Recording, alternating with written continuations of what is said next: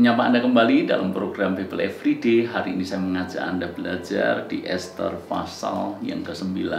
Dan kalau Anda melihat beberapa perikop di dalamnya, khususnya di perikop yang terakhir, maka dari judulnya, yaitu penetapan Hari Raya Purim, kita tahu bahwa itulah kali pertama ditetapkan Hari Raya Purim.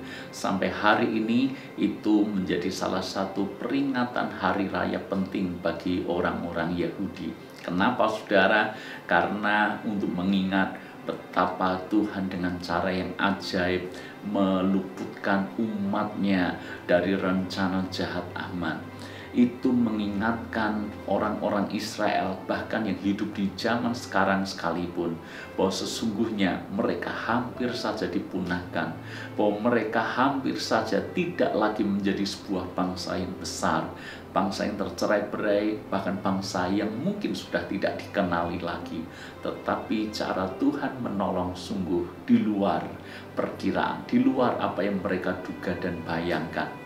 Tidak hanya bahwa Mordekai dikembalikan dalam posisi yang luar biasa, Ester diberkati luar biasa, bangsa Yahudi dibebaskan dari undang-undang yang membuat sebelumnya mereka terancam. Tidak hanya itu, kalau kita melihat betapa Mordekai, dia dipromosikan raja, memiliki kekuasaan, bahkan punya cincin meterai, maka itu pun berpengaruh kepada bangsa Yahudi secara keseluruhan. Sebab apa?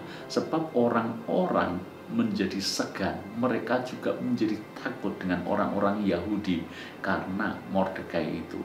Itu sebabnya peringatan Hari Raya Purim adalah salah satu peringatan besar bagi orang Israel hingga hari ini, untuk mengingat kembali Tuhan menyelamatkan umatnya, Tuhan meluputkan umatnya. Dalam hidup ini berulang kali kita juga pernah mengalami bahaya, kita juga pernah dalam situasi kritis, kita juga pernah dalam situasi tertekan luar biasa, menghadapi kesulitan luar biasa, menghadapi pergulatan hidup yang tidak biasa. Tetapi bukankah hari ini kita mengingat kembali Tuhan kita, Tuhan yang hidup, Tuhan yang ajaib, Tuhan yang menolong tepat pada waktunya. Itu sebabnya sebagaimana halnya bangsa Israel memperingati Hari Raya Purim setiap tahun, maka hal yang sama mestinya kita lakukan dalam hidup kita. Tentu saja bukan dalam arti kita menciptakan hari tertentu untuk kita memperingatinya, tetapi maksud saya adalah setiap saat ingatlah kebaikan Tuhan yang sudah dinyatakan dalam hidup kita. Ingatlah akan perkara-perkara ajaib yang Tuhan nyatakan dalam hidup kita. Ingatlah dulu bahwa kita sakit, mungkin beberapa di antara kita nyaris gitu dekat dengan yang namanya kematian. Tapi Tuhan menyembuhkan secara total. Mungkin ada di antara Anda yang nyaris bangkrut, tapi Tuhan tidak hanya membuat kita bangkit kembali, tidak hanya sekedar tidak bangkrut, tapi Tuhan memberkati bahkan berlimpah-limpah lebih daripada sebelumnya. Mungkin kita mengalami masalah yang pelik, yang sepertinya sulit untuk diurai, tapi Tuhan menolong kita semuanya. Maka hal seperti itu haruslah selalu kita ingat dalam hidup kita.